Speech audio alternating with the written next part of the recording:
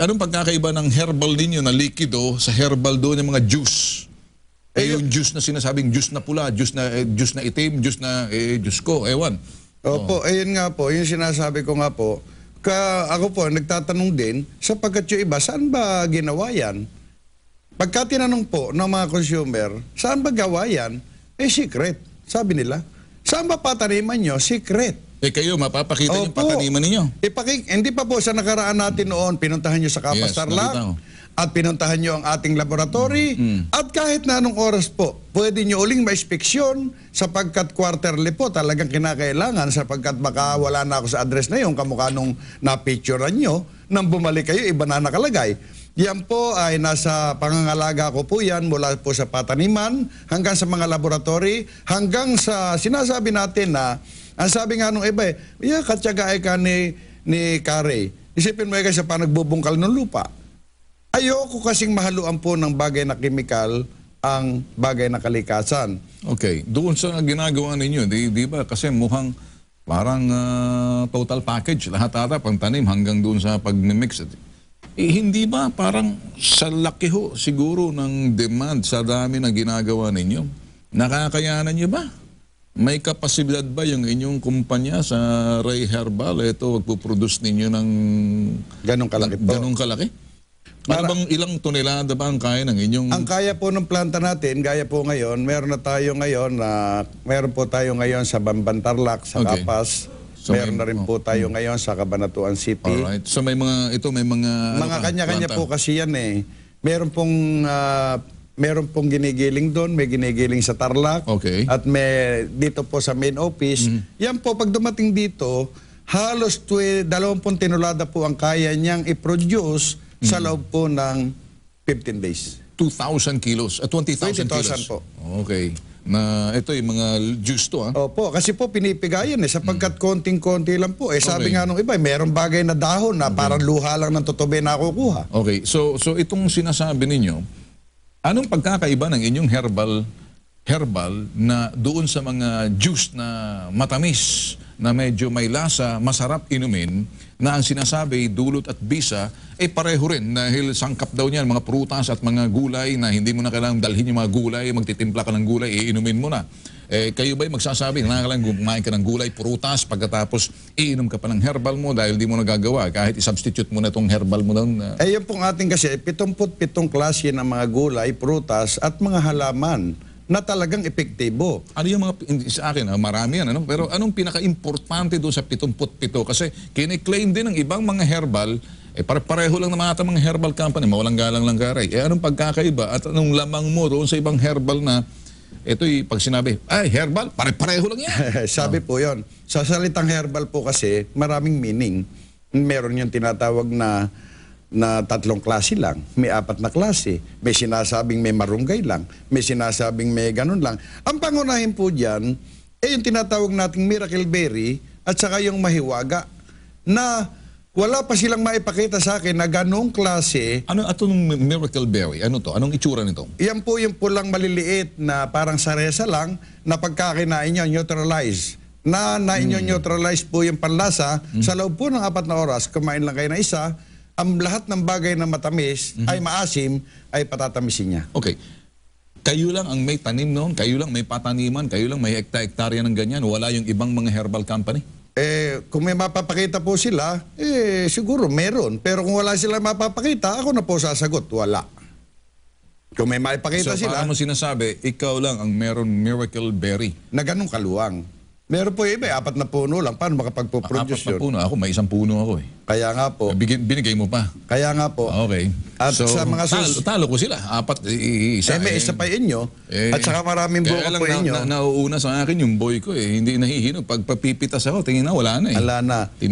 Kasi po yan, pag kumain ka na isa nun, lahat ng maasim, makakain nyo ng, alam ba, 10 kilong mangga. Ano ang dulot nitong miracle berry? Ako ina-intriga dito. Isa po sa pinakamataas ang antioxidant niyan, kaya pagkain nasamahan po ng marunggay at nasamahan ng mga pepino, kalabasa, kamukha yung mga blackberry, mga duhat po. Ang duhat po, ang buto ng duhat at ang buto ng abukado, isang pinakamataas ang antioxidant. Buto ng duhat? Buto ng duhat at buto po ng... Ang pait noon. Kaya nga po may kapaitan po yung ating herbal. Sinasabi nila, Kare, hindi ba pwede patamisin yung herbal mo? Ba't di mo lagyan ng lasa na medyo lasang apple, lasang Kasi po strawberry? magkakaroon po ng chemical. Sapagkat pagka nagkaroon po ng chemical, isang bagay na panlilinlang lang na masarap sa panlasa, kung hindi naman makakalakas ng immune system ng tao. So in other words, all natural. Bahala ka na kung mapait to, wag mo tiisin mo na lang. Opo. Hindi maganda ang lasa niyan, pero maganda ang dulot. Maganda yung lasa, ala namang silbi ang dating sa kalusugan. Opo, kasi po, Pero mapait nasubukan ko, mapait talaga pong may kapaitan sapagkat lahat ng bagay. Kunting lagyan ng kunting katamisan. Meron nga pong nag-request nun Alam ba ninyo, ang nareklamo naman, nilagyan niya ng prawns. Prunes. Po yung prawns, binlender niya, nilagay ko kakare. Alam ba ninyo, lalong tumaas ang blood sugar ng tao. Bakit? Kontra po sa tinatawag na kamukha po niyang blackberry, yung duhat na tinatawag po, yung pambuto ng avocado. Pagka po nasamahan ng isang bagay na chemical o imported yan, ay naku, napakasama po lalo ang kahinat na ng tao. Alright, ito gusto ko lang tanungin sa iyo, Kare. Again, inuulit ko, marami nagtetestimonya rito, gumaling yung kalang diabetes, gumaling yung iba na medyo yung mga, may mga cysts na sa ovary, yung iba nasa stage 3, yung iba nandito na interview namin, nagpapakita ng mga papel. Hanggang sa ngayon, parang ayaw ko pa rin maniwala. Talaga pong mahirapan kayo maniwala sapagkat... Anong ibig sabihin nun? Parang sa akin, kinakailangan, mas marami pa ako makita kasi isa, dalawa, maaaring totoo yung sinasabi, nakikita ko, luha na pumupunta rito, nagpapasalamat sa iyo. Hindi ko nga malaman kung ba't nagpapasalamat sa akin. Wala naman akong kilalaman, maliban lang sa programa ng... alam po nyo, yung programa, maraming nakinabang po sa programa nyo, libo na po. Sapagkat mula po nung tayo naghamunan, kung natatandaan nyo, mag-iisang taon, malapit na po anniversary natin. Kaya sa hamunan natin... Kailan ang anniversary niyo? July 27 po. Abay, malapit na. Anong gagawin niyo? Mamimigay ka ng libre? Hindi pa muna natin i-announce at baka maraming yung may sakit na hindi muna magantay. Titingnan natin. Pero surprise po yan. Pinangangako ko, ang layunin kasi ng Abanyong Likod, makatulong sa mamamayang Pilipino, abangan nila. Huwag silang babalda sa bitag. At doon ko i-announce sapagkat alam ba ninyo, sabi nga nila, ang utang na loob doon na sa inyo ay napakalaki sapagkat sa kabila noon, ako naman sabi ko, kung hindi naman totoo yung akin, matahamunin ko si Mr. Tulfo. Kaya lang ako malakas sa loob dyan sa kanyang sinasabi na kapag tama ginawa mo, kakampi ko siya. At pagkamali, kalaban. Lumaban po ako sa ganung hamunan. Kaya malakas naman ang loob ko at mula nun, mag-iisang taon na tayo. Wala pa kayong maipakita na isang feedback na pangit. May feedback. May feedback doon sa mga una-una hinahangaan ka at humahanga rin daw sila sa programang to at sinasabi nila okay raw yung mga sinasabi mo pero sila'y mga herbalist din. Iba na po yun. Anong ibig sabihin nun? Ang ibig po sabihin mga herbalist din daw kaya lang ang sabi nila pare-pareho kami mga herbalist, Mr. Tulfo. Ngayon, ikay lakas loob na nagpapakita ng pruweba pero sila parang i-text sa akin at kayo mga nagte-text sa akin ng mga herbalist na magagaling, hindi ganun kadali na pupurihin nyo ako at magsasabi kayo ng okay, inaayunan yung ginagawa ko rito, inaayunan, binibuild up nyo si Karay.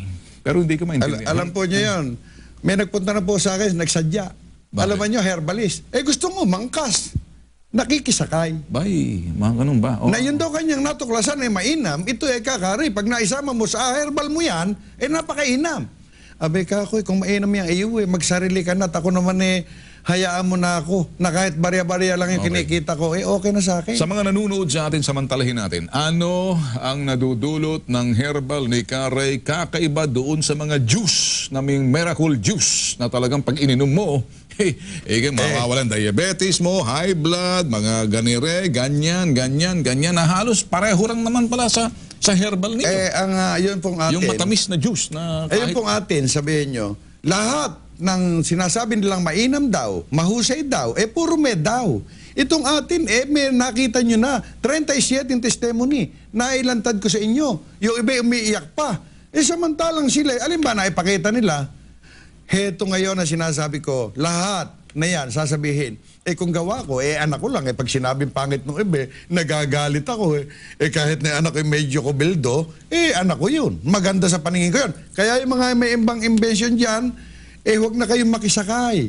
Pupurihin nyo ako, mainam yung programa ni Mr. Tulfo,